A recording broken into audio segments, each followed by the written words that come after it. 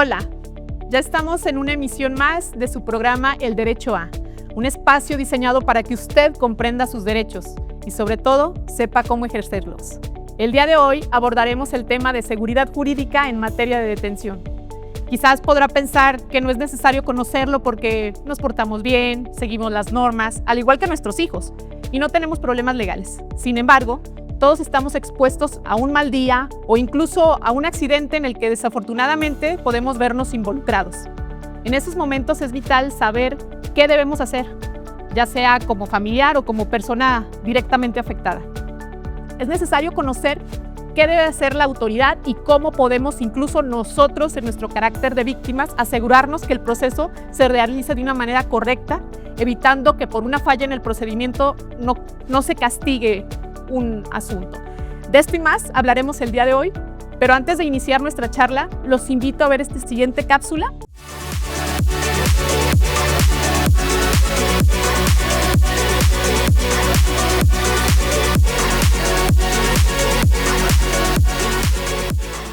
Históricamente, el cuerpo humano le pertenecía al rey o al Estado. En la época colonial, una persona podía desaparecer en una celda por años sin saber de qué se le acusaba. No existían reglas, solo la voluntad de quien ostentaba el poder. Pero el abuso trajo la resistencia. Así nació el concepto de habeas corpus, que presentes tu cuerpo. En México, gracias a mentes como Rejón y Otero, creamos el amparo, estableciendo que nadie puede ser privado de su libertad sin un juicio previo. La lucha por la seguridad jurídica fue el motor de nuestras leyes.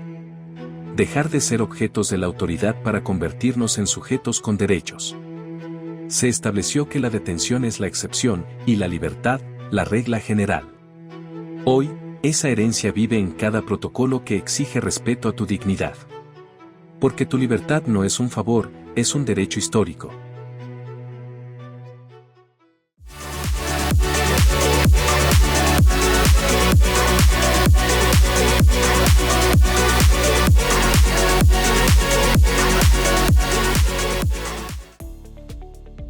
Ya estamos de regreso y pues vamos entrando en materia. El día de hoy, para este tema de seguridad jurídica en la detención, hemos traído hasta sus hogares a una experta en la materia. Debo decir que nos honra con su presencia la doctora Elizabeth Ramírez Saldívar. Ella es agente del Ministerio Público de la Fiscalía en el Estado, pero su perfil va mucho más allá.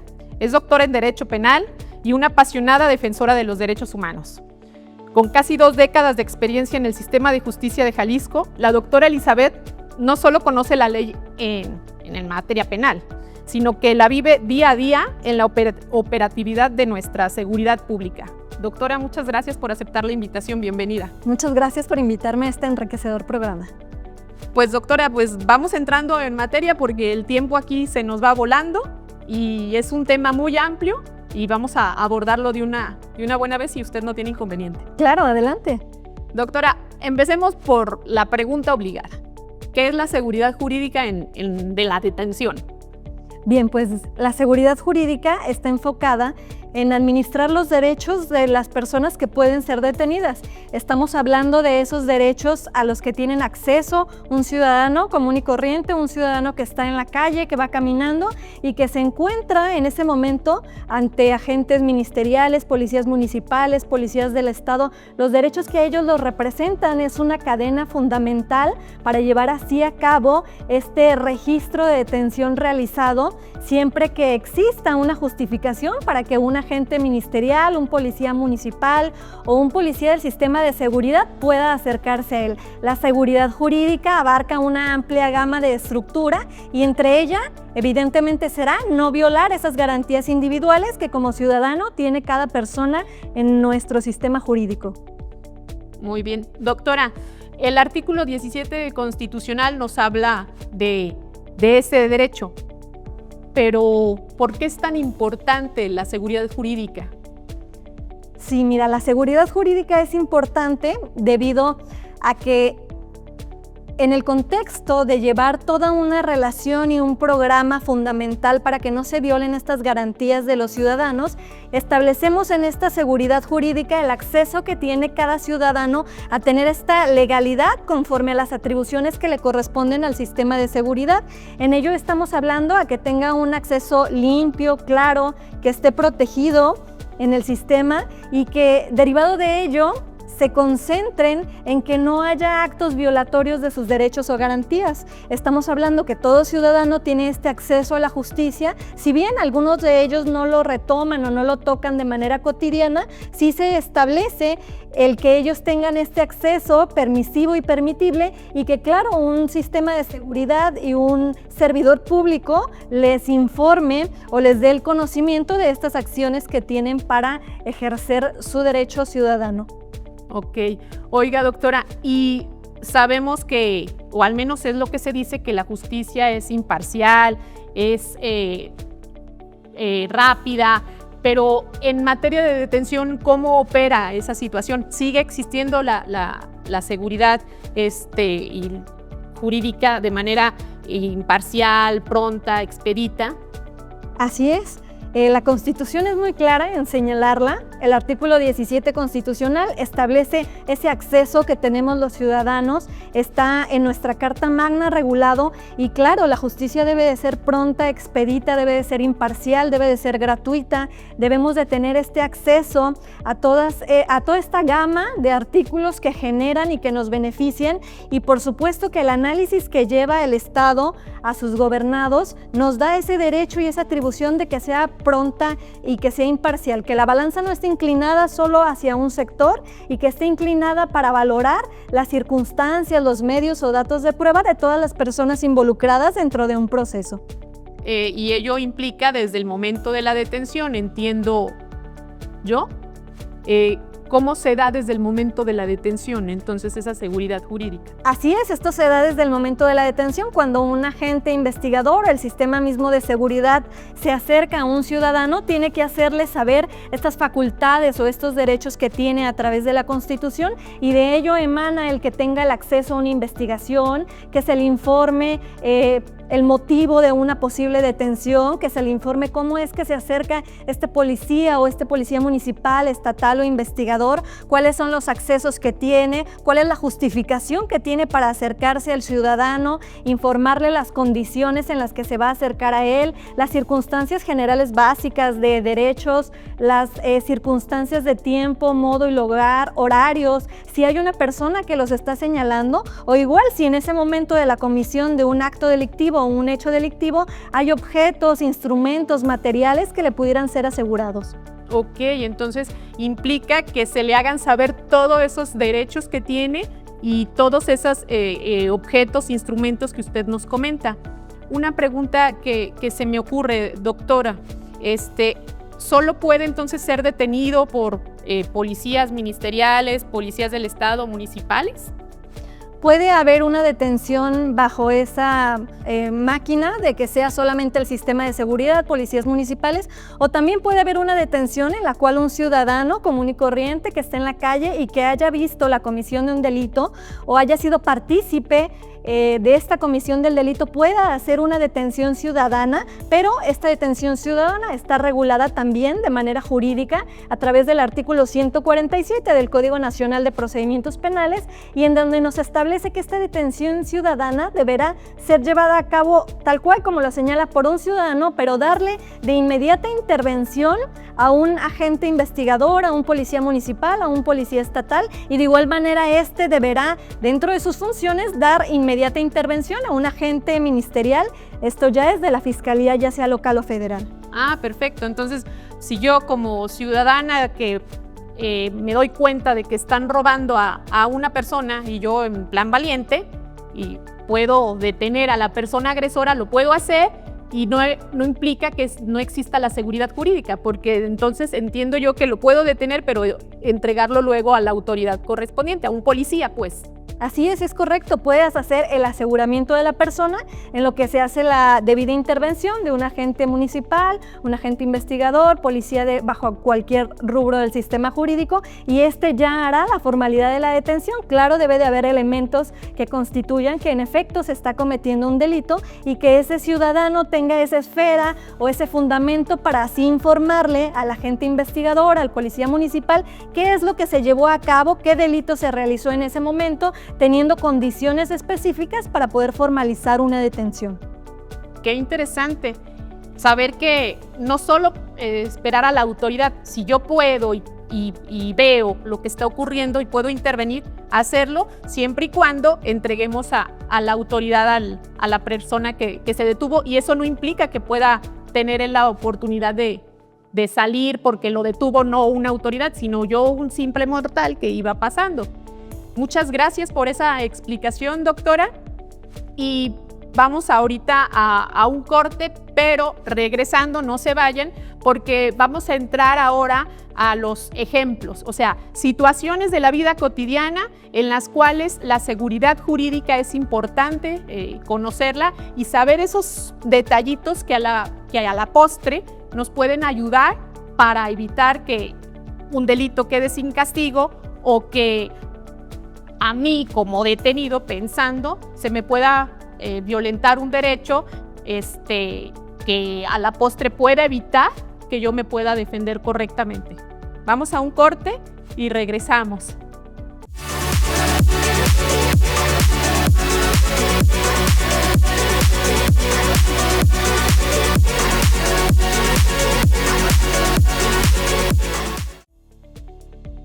Ya estamos de regreso y pues es momento de entrar en materia, pero ya en los casos prácticos.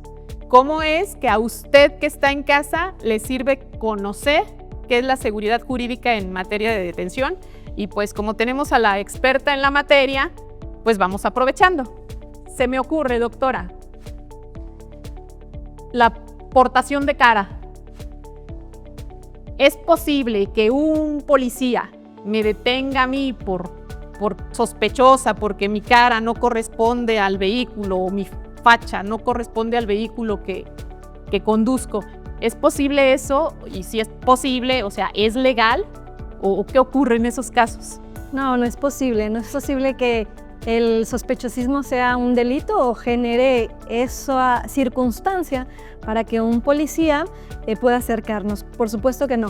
El que estemos mal vestidos tal vez para ellos, o el que no coordine nuestra ropa con los zapatos, o el tener capacidades diversas, o un dialecto, o un lenguaje diverso, o caminar de cierta o diversa circunstancia, no genera una práctica para que un agente o un policía, ya sea local o federal, pueda determinar por ello que se va a realizar una detención. El sospechosismo definitivamente no es un medio con el cual debe de conducirse un agente policíaco, y que ese sea el motivo que genere que se acerque a nosotros y nos argumente ciertas circunstancias solamente porque nos vio caminar o actuar de una manera diversa. Por supuesto que no, pero sí hay circunstancias en las que un elemento policíaco, bajo cualquier característica federal, estatal, municipal, puede acercarse a nosotros si la conducta que estamos generando es real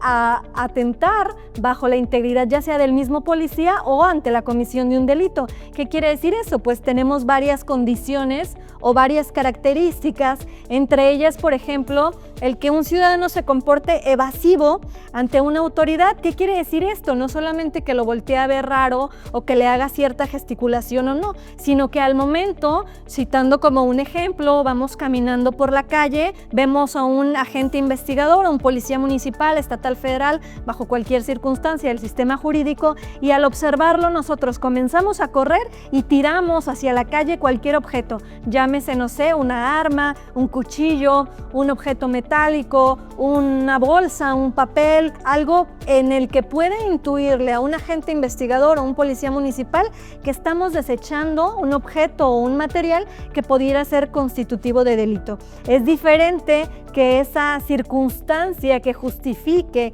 que un elemento policíaco se acerque a nosotros, contribuye a que probablemente un ciudadano sí le hubiera dicho, una persona hace un momento cometió un robo en mi contra y portaba, por ejemplo, ¿por qué no yo? Un saco blanco, un pantalón negro, una blusa negra, y entonces bajo esas condiciones es que el agente o el policía investigador municipal, bajo cualquier condición o característica, entonces sí me observe y no sea precisamente porque yo esté portando la ropa que traigo en ese momento, sino que las características de un ciudadano que está señalando a una persona que cometió el delito coinciden justamente en el momento, en el horario, en el tiempo, en el lugar y por supuesto las condiciones de la vestimenta que yo traía en ese momento. Entonces sí hay una justificación en ese supuesto para que este policía se acerque a mí y comience conmigo a hacer un control tal vez provisional, un control preventivo provisional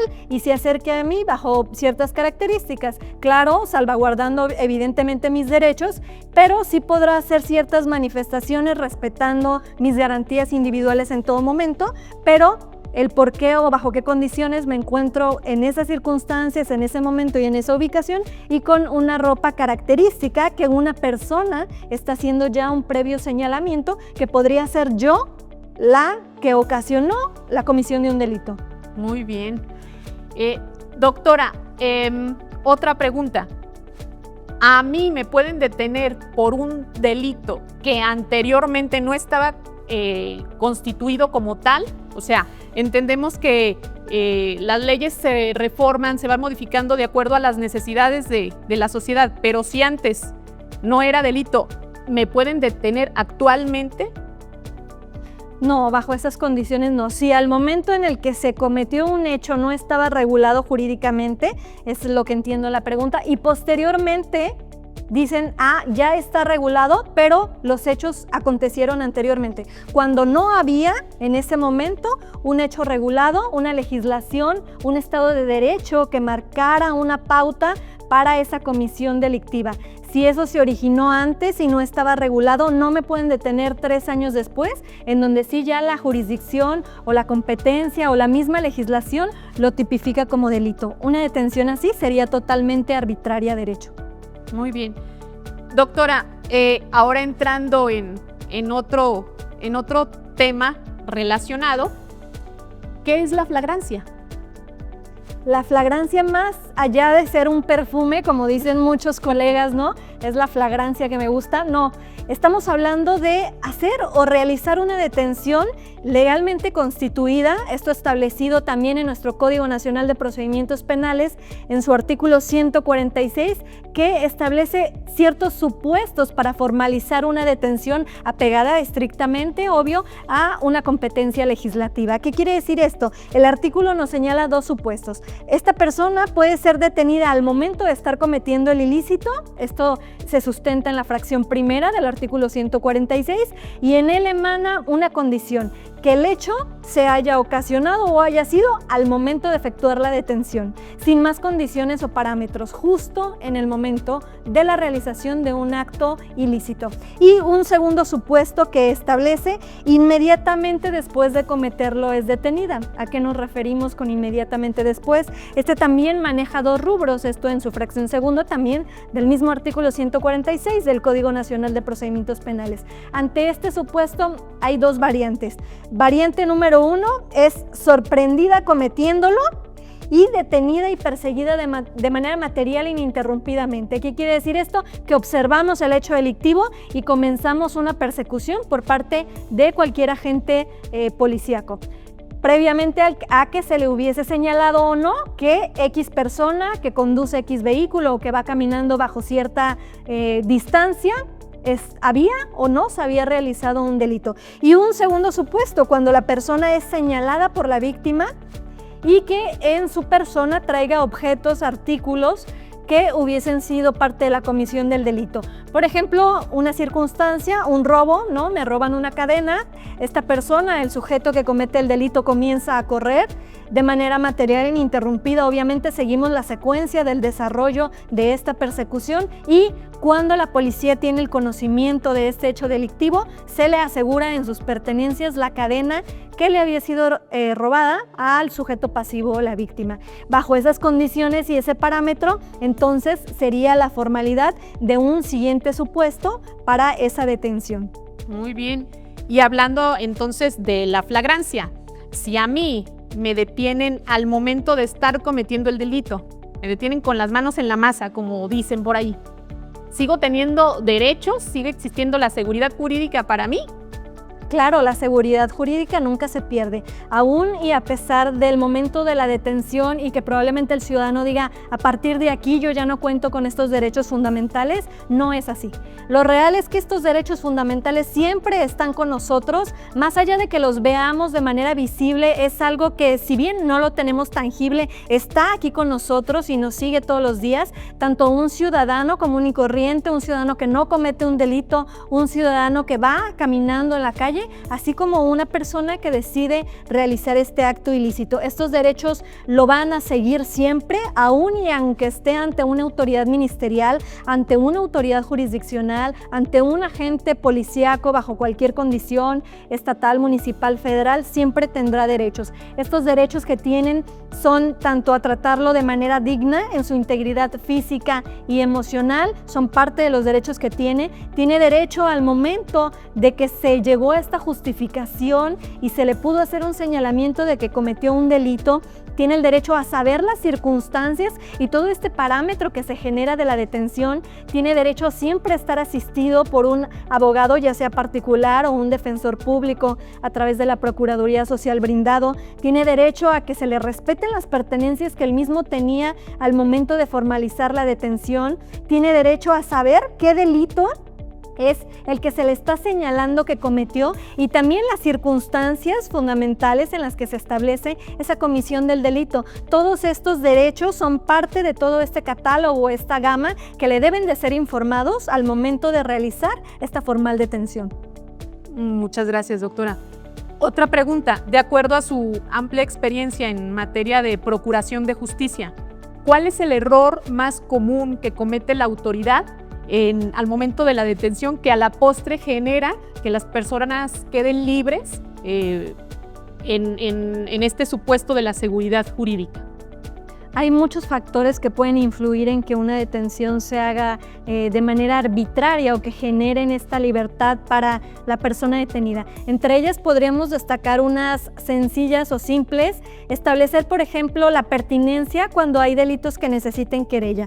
Para efectuar esta querella, llamémoslo así, una denuncia en la que una persona afectada o víctima acude ante la instancia ministerial y formaliza un hecho o un acto ya formal, porque una cosa es establecerle al policía, investigador municipal, cual sea, de cuál fuero, federal, estatal, que se cometió un delito, pero no se formaliza hasta que ellos no acuden en esta instancia local ante la Fiscalía Estatal y le dicen a un agente ministerial que se cometió un delito.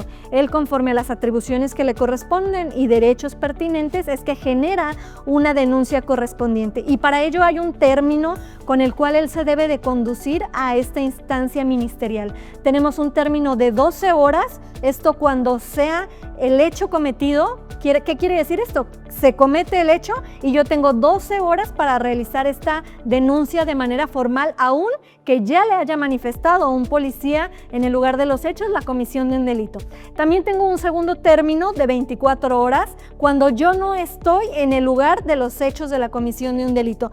Por citar algún ejemplo, un robo de autopartes de un vehículo, probablemente yo no me encontraba en el vehículo se había quedado estacionado, de repente llego con posterioridad y me doy cuenta, pero se formalizó una detención porque diversas personas que estaban en el lugar realizaron esta acción. Entonces, en ese momento tengo un término de 24 horas para acudir. Doctora, la voy a detener tantito porque vamos a un corte y regresamos.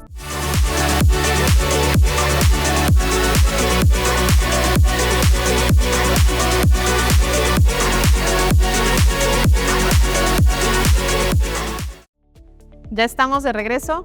Doctora, continúe usted, por favor, donde se quedó. Disculpe que la haya interrumpido, pero ya nos íbamos al corte y no quería que nos perdiéramos algo de lo que nos pudiera decir. Por favor. Sin problema, claro. Me quedé así como que, bueno, está bien. Pues el sentido de esta respuesta que había dicho de manera inicial, sobre todo es si no existe esta denuncia o esta querella por parte de las víctimas. Esa sería una condición o una causal para que pudiera salir en libertad una persona detenida. El último término que manejábamos sería de 48 horas cuando hay ciertas dificultades o circunstancias que deberían marcar ese margen de una detención, pero no podría superar estas 48 horas de la detención. Entre otros datos estaría no justificar debidamente una detención, argumentando lo que de manera inicial dijimos, porque venía vestido mal, porque caminaba mal o una diversa circunstancia que no se lleve a cabo bajo unas condiciones apegadas a estricto derecho, violando alguna garantía individual del detenido, no informándole ciertas condiciones o que afecte a alguna de sus esferas sociales, ya sea emocional o física. Doctora, si a mí me detienen, cancelado, si a mí por alguna cuestión me detienen, ¿Me llamas de inmediato? Claro, sin lugar a dudas. ¿Qué debe de ocurrir para que se me respeten mis derechos? ¿Qué es lo primero que debe de ocurrir? El policía tiene ya un protocolo señalado, un protocolo nacional de detenciones. El policía ya debe de llegar al lugar aleccionado, ya debe de llegar al lugar con toda una ética profesional que lo regula o lo mantiene vigilado. Él ya sabe esas condiciones para acercarse al momento de una detención o con una persona que va a ser formalmente detenida. Él debe acercarse con respeto ante esta persona, no violentar ninguna de sus garantías individuales, no lesionarlo, no insultarlo, informarle en todo momento por qué se le está acercando, cómo justifica estas acciones. También en todo momento le va a decir bajo qué circunstancias está él señalando esta posible detención. Las víctimas probablemente se encuentren en el lugar de los hechos o un testigo. Debe de haber diversos factores que evidentemente la persona que va a ser detenida debe de estar también apegada a estas estrictas condiciones y también en ese momento informar de manera inmediata, aún y sean los mismos policías que han estado ejecutando la formal detención, que se le ha hecho algo arbitrario en su persona. Lesiones, golpes, se le ha tratado mal, diversas circunstancias o factores. Esa evaluación debería de depender del momento en el que se lleve a cabo la detención. Y dentro de sus derechos o garantías también el detenido tiene el informar a los órganos de control correspondientes de cada instancia de seguridad para informarles bajo ese contexto en el cual él señala o él siente esa condición que se le ha violado alguna garantía. Muy bien. Doctora, hay un registro nacional de detención. ¿Usted nos puede explicar qué es ese registro nacional de detención y cómo un pariente o un familiar de alguien a quien detuvieron o de alguien a quien no han visto, no aparecen, dice, pues ¿dónde quedó? ¿Cómo alguien puede acceder a ese registro nacional de detención desde su celular? ¿Qué es y cómo acceder a él? Sí, es muy práctico el acceder. El Registro Nacional de Detenciones no es más que un informe que nosotros tenemos o que la familia tiene si no ha localizado o no ha encontrado un familiar. Este Registro Nacional de Detenciones tiene una consulta pública. Es muy fácil acceder a él, así como lo señalas, a través de una computadora, a través de un celular. Nosotros vamos a googlear en una página de internet, así totalmente vamos a poner Registro Nacional de Detenciones. Nos va a aparecer un link y en él vamos a ingresar unos datos específicos generales que nos piden cómo la persona que está solicitando esa información de alguien a quien creemos se le ha detenido. ¿Qué son estos datos generales? Vamos a señalar nuestro nombre. Hay unos rubros a los que hay que llenar que se encuentran en estos campos en blanco. Nos piden un correo electrónico. Este correo electrónico deriva de la información que nos va a ser proporcionada a través de esta plataforma. El Registro Nacional de Detenciones es una plataforma que regula la detención de una persona para que justamente no sea a través de la comisión de un delito. ¿Qué quiere decir esto? Que no se lleve a cabo a través de actos de tortura, que haya dilaciones en las puestas a disposición. ¿Qué quiere decir esto? El traslado ante las instancias ministeriales. Entonces nosotros ingresamos a esta plataforma electrónica a nivel federal, hacemos la consulta, ponemos el correo electrónico y datos muy específicos de la persona que estamos buscando, su nombre, su CURP, y nos va a informar si dentro del término de 48 horas, eso estaría estaríamos hablando de un día anterior o un día posterior al día de la consulta, esta persona se encuentra detenida. Porque la información que nos va a brindar este Registro Nacional de Detenciones va a versar en datos muy específicos de dicha plataforma. Por ejemplo, qué autoridad la tiene detenida, bajo qué delito la tienen detenida, cuáles son las condiciones, si ya fue trasladado ante un órgano jurisdiccional o no, y si en efecto ya está por fenecer ese término de las 48 horas que constitucionalmente está establecido para que no sobrepase esa condición, y claro, si fue puesto a disposición de manera inmediata. Esos son datos específicos que vienen en dicha plataforma, y posterior a esta hora, a este horario de 48 horas, el registro ya no se encuentra establecido. Así que si realizamos la consulta hoy porque mi familiar no lo he localizado desde ayer, va a aparecer. Pero si yo hago una consulta porque mi familiar tiene 5 días que no lo he localizado, debería yo de buscar otras instancias, porque en el Registro Nacional de Detenciones no va a aparecer como tal una información así detallada, tan prolongada. Qué interesante, doctora, y sobre todo que este registro nos sirve para saber exactamente ante qué autoridad acudir, porque esa autoridad tiene a mi detenido, ¿verdad? Y no andar ahí peregrinando de un lugar a otro. Doctora, si a mí me detienen, pero yo no tengo para pagar un abogado, ¿qué hago? ¿Ya me quedé sin abogado? ¿O qué pasa ahí? ¿Cómo funciona eso? ¿Cómo es que yo tengo ese derecho a ese abogado si no lo puedo pagar? ¿Quién me lo garantiza?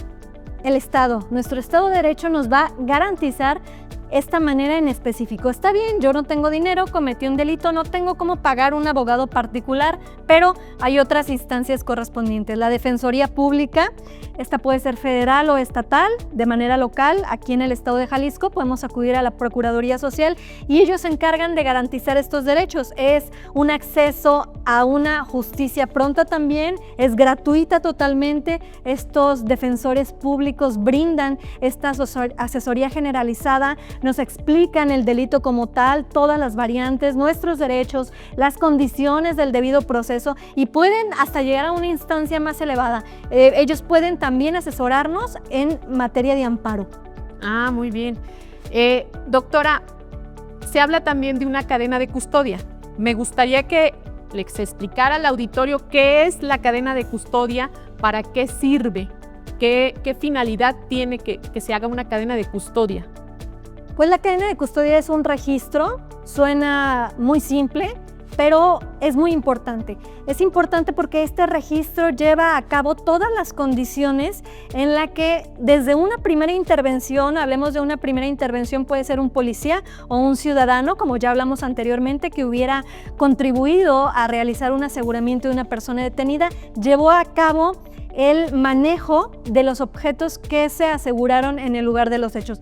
¿Qué objetos podrían ser? Pueden ser diversos. Estos objetos pueden ser desde una arma de fuego, puede ser un cuchillo, puede ser una bolsa, una mochila, una cadena. Son objetos que hubiesen estado involucrados en una acción delictiva. Puede ser también un vehículo. Hay diversos registros para realizar una inspección, un aseguramiento y una cadena de custodia, una descripción correspondiente, pero sobre todo la función de la cadena de custodia es administrar de manera consecutiva quienes han tenido una intervención en el manejo de estos elementos que fueron asegurados.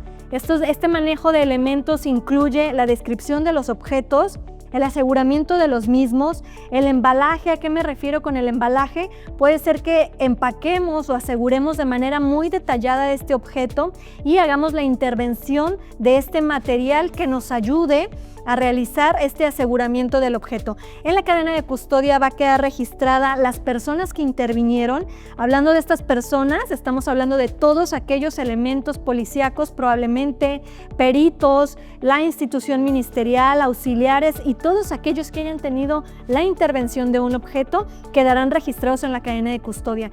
¿Cómo van a quedar registrados? Pues va a quedar registrada una secuencia. Si inicio yo una cadena de custodia, voy a señalar mi nombre completo, mi cargo, porque debo de justificar qué cargo tengo, o debo de justificar por qué es que yo manipulé este objeto que fue asegurado.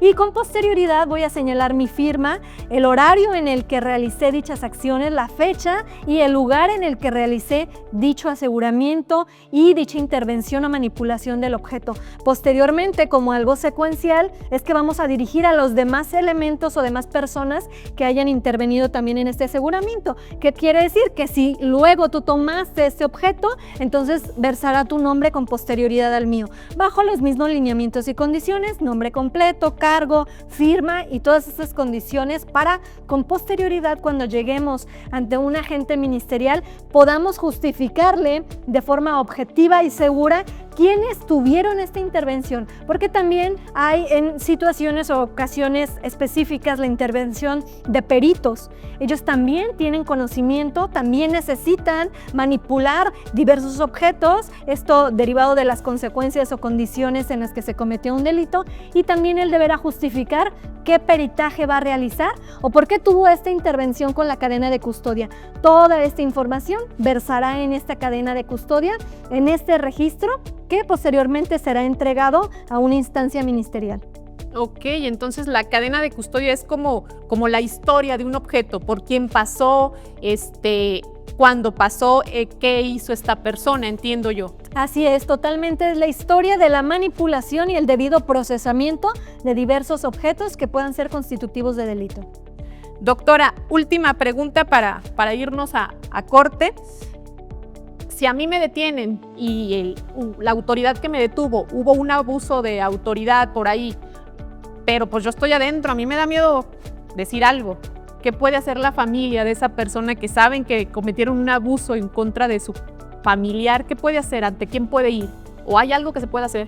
Claro, hay algo que se puede hacer. La dinámica resulta simple, la dinámica no es tan complicada. Si la persona ya está detenida, tiene acceso a su defensor público. Este defensor público que ya señalamos podría ser gratuito o privado, que genere costos a la persona detenida. Entonces, él, si está detenido y no tiene acceso a la familia o a quién decirle los sucesos que han pasado, entonces tiene a su defensor público, al que está más cercano, y le puede decir a él, ¿sabes qué? Cometieron diversos actos arbitrarios en mi contra, y él, este defensor público nombrado y autorizado en representación a esta persona detenida, puede hacer toda esta función de acudir a los órganos de control internos, ya sea en referencia a que el señalamiento sea para un policía bajo cualquier condición o característica, federal, estatal, municipal o investigador, o también que algún servidor público que haya tenido este acceso con el detenido para entrevistarlo, para hablar con él, para hacerle su debido registro,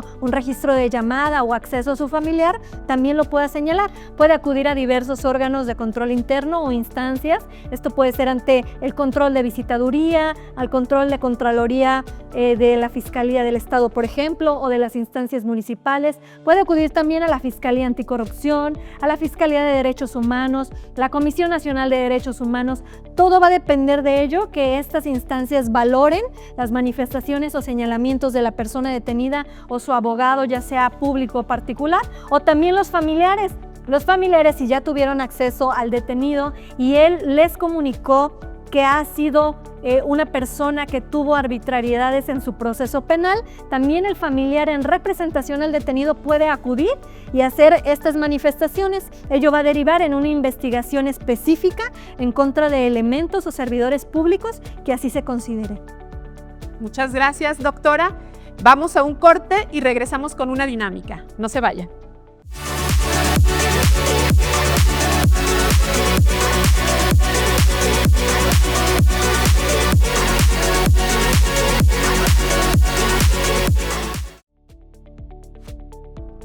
Pues bien, ha llegado el momento, doctora, de una dinámica. Usted, que seguramente no se pierde el programa, ya sabe de qué se trata esta dinámica. Esta dinámica se llama mito o realidad. Tiene dos paletitas ahí, doctora. Una con una palomita que significa realidad y otra con una tachita que significa mito. Yo le voy a hacer preguntas y usted nos va a decir si eso es mito, levantando la tachita, o si es realidad, levantando la palomita, y nos da la explicación de por qué considera que es mito y por qué es realidad. ¿Le parece? Excelente, me encantan las dinámicas. Va, pues entonces va la primera pregunta, doctora. ¿El policía puede revisarme el celular sin una orden judicial? ¿Mito o realidad? Mito. No, el policía no puede revisar el celular si no es que tiene una orden judicial. Tiene que él justificar por qué, ante una autoridad jurisdiccional, por qué es que va a tener esta intervención a nuestro equipo telefónico, por qué es que va a realizar esta consulta y claro, deberá de hacerlo este agente policíaco a través de protocolos y condiciones específicas. Por ejemplo, tener intervención de autoridades para el aseguramiento. Ahí está la famosa cadena de custodia de la que hablamos hace un momento y también la intervención pericial, porque ¿qué es lo que va a revisar de nuestro equipo telefónico? Fotografías, videos, audios. Entonces, su intervención debe de estar totalmente justificada. Segunda pregunta, doctora. Si la detención no se registra en el Registro Nacional de Detención, ¿de inmediato puedo quedar libre? ¿Mito o realidad? Realidad. De verdad puede quedar libre, porque justamente hablábamos ya hace un momento del Registro Nacional de Detenciones. La intervención es obviamente prevenir que se haya cometido un delito en nuestra contra, justificar una detención de manera formal y de inmediato la autoridad policial debe de realizar este registro bajo estos protocolos ya de intervención y claro, salvaguardando los derechos humanos en todo momento y entrar a esta plataforma digitalizada. La policía tiene un acceso de un usuario controlado por ellos mismos. Ellos tienen este acceso una vez que formalizan la detención porque nos va a determinar un dígito. Es como un número seriado de la detención que hicimos. El policía que interviene en la detención va a llenar este formulario con datos específicos, ubicaciones, horarios, lugar, hechos, la CURP de la persona detenida, el nombre completo de esta persona, para dónde se movió o a dónde se manejó y ante qué autoridad va a poner a disposición al detenido. Si esto no está regulado o registrado, es totalmente arbitrario y sí puede generar una libertad. Siguiente pregunta, doctora. ¿Tengo derecho a saber el nombre y número de placa del oficial que me detiene? ¿Qué creen que será? No. Realidad. Muy bien. Podemos saber, en efecto, es una información como parte de nuestros derechos. No necesariamente estamos hablando de un policía municipal que va a ejecutar dichas acciones por un delito. También estamos hablando de personal de vialidad, personal que nos quiere hacer una multa o una infracción. Todos ellos deben de portar un gafet siempre en una instancia visible al acercarse con nosotros, porque nosotros debemos de constatar como ciudadanos, no precisamente porque estemos cometiendo un delito. Somos ciudadanos en la calle, circulando en nuestro vehículo, una autoridad se nos acerca y debe de identificarse. Claro, nos tiene que señalar su nombre. Nosotros podemos preguntarlo si él no nos lo dice y también observar todas estas identificaciones que lo acrediten como un servidor público y claro que justifiquen y constaten tanto que nos va a generar una infracción o una multa o que esté interviniendo con nosotros de manera formal en una conexión de información un agente policíaco. Bien. La 4 sería: ¿me pueden detener por más de 48 horas sin llevarme ante un juez? ¿Mito o realidad, doctora? Mito. No pueden exceder la Constitución. Ya lo habíamos señalado también con anterioridad. La Constitución nos establece en el artículo 16 constitucional que el agente ministerial tiene un término para acreditar un delito. Este término son 48 horas. Solamente se podrán exceder de este término si estamos hablando de delincuencia organizada y siempre y cuando justifiquemos el motivo por el cual 48 horas como una autoridad ministerial no nos fueron suficientes para acreditar un delito. ¿Por qué dentro de ese término no? Y claro, siempre y cuando sea un delito de delincuencia organizada. Si yo estoy hablando de un delito más o menos estructurado o menos federal, hablando de un robo o no sé, consecuencia de un delito más simple, yo tengo 48 horas para acreditarlo. Daño en las cosas, lesiones, los peritajes que yo voy a solicitar deben de estar solicitados dentro de ese término de 48 horas y por nada podría exceder del mismo o de inmediato generaría una libertad y claro, violaciones fundamentales a derechos del detenido. Muy bien. Si me resisto físicamente a una detención, ¿pierdo mis derechos de seguridad jurídica, doctora? ¿Mito o realidad? Mito. No pierden los derechos siempre están con ustedes, como ya les había señalado con anterioridad. El que yo me porte evasivo solamente genera condiciones para que el policía que está formalizando la detención tenga otras intervenciones, claro, ellos conforme a sus protocolos de detenciones. No pueden violar nuestras garantías o golpearnos o hacer un uso de la fuerza excesivo. Toda la intervención que tenga un policía, llámese municipal, federal, estatal, debe de tener una justificación, y su intervención también sobre ciudadanos a los que se les va a ejecutar una formal detención deberá tener una justificación. Ellos deberán llenar un registro que justifiquen ante una autoridad jurisdiccional y ministerial por qué se pudieron haber excedido con el uso de la fuerza. Pero deberá de estar justificado. ¿Qué podría sustentar esta justificación? Que probablemente la persona a la que van a detener tuviese en ese momento en su poder un cuchillo o una arma de fuego o un objeto metálico, punzocortante, que pudiera afectar la integridad física de un policía. Y deberán de justificar si al haberse visto ellos afectados en su integridad, tuvieron una intervención un poco más fuerte, un poco más determinante, pero deberá de estar justificado ante las instancias correspondientes, porque si no estaríamos hablando de un abuso de autoridad, y eso a todas luces sería contrario a derecho y totalmente despegado de los derechos humanos de los detenidos. Muchas gracias. ¿Pueden detenerme solo por no traer mi identificación oficial en la calle? ¿Mito o realidad? Mito, totalmente mito.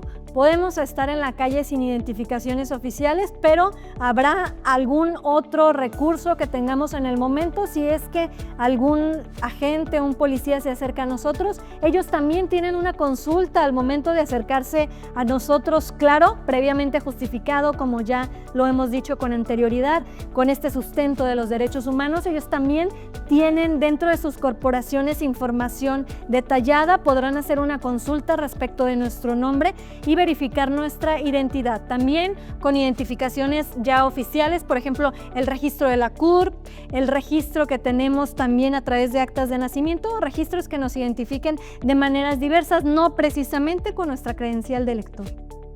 Muy bien. Doctora, la siguiente pregunta dice: si un policía me detiene, ¿tiene la obligación de permitir que yo lo grabe el procedimiento con mi teléfono celular? Ahorita que todo el mundo traemos un teléfono celular. ¿Mito o realidad? Podría tener ambas, esta me gusta para ambas. No es necesariamente que el policía me autorice realizar o no esta grabación o este video. Deberán también pasar diversas circunstancias. Si están efectuando la detención en mi contra, lógico será que probablemente no tengo la intervención de mi equipo telefónico, pero las personas que están a mi alrededor o las personas que están cercanas y están viendo a lo mejor arbitrariedades en la detención podrán realizar esa grabación. El agente investigador, el policía ministerial o municipal no me va a quitar el teléfono en ese momento o no va a prohibir la realización de tal, porque como lo dijimos con anterioridad, ellos necesitan una justificación que otorgará un órgano jurisdiccional para asegurarnos el equipo telefónico. No van a prohibir que nosotros tengamos esa intervención. Lo que sí puede ser contrario apegado a una debida detención es que obstaculicemos como ciudadanos la realización o este enfoque laboral que tienen los policías de realizar la formal detención. Si yo obstaculizo al realizar esta grabación, entonces sí estaré interviniendo en evasiones para los policías municipales que estén formalizando las detenciones. Más no podrá quitarme el equipo telefónico, pero sí podría constituirse algunas otras omisiones por parte de los ciudadanos, y en todo caso, si afectáramos el previo desarrollo de una detención ante la comisión de un delito, también podríamos vernos involucrados de manera negativa. Pero esto no tiene nada que ver con la intervención de si realizamos la grabación o no al momento de cometer el delito, porque en una debida intervención oportuna y claro, con el debido cuidado, podría servirnos si es que hubo arbitrariedades en el debido proceso. Claro, ello deberá destacar en poner a disposición nuestro equipo telefónico y realizar los protocolos correspondientes para la extracción de la información que en ese momento pudimos haber grabado en el momento de un hecho delictivo. Última, doctora. Si la autoridad me detiene y luego resulta que soy inocente, ¿el Estado está obligado a limpiar mi historial? Sí, es realidad. Es correcto, el Estado de Derecho sí se equivocó o si no o realizó los debidos protocolos, las instancias correspondientes y con posterioridad nos damos cuenta que la persona detenida no era la correcta o no era la que teníamos ahí, puede realizar esta cancelación del registro que se había realizado previamente a la detención. Esto a través de las instancias correspondientes, llámese el Instituto Jalisciense de Ciencias Forenses, se efectúan fichas sinalécticas, fichas de determinación, fichas de detención que podrían perjudicarnos al solicitar con posterioridad a lo mejor un trabajo o información que genere nuestra propia identidad. Y sí, el Estado de Derecho tiene el deber de cancelar las mismas y regresarnos al estado en el que éstas se encontraban antes de la comisión de este hecho o si nos vimos involucrados y no éramos precisamente la persona de la que se formalizaría la detención. Doctora, pues muchísimas gracias. Con esa pregunta hemos terminado la dinámica. Le agradezco su presencia y todo el conocimiento que nos ha compartido. No se pierdan el próximo episodio y gracias por sintonizarnos.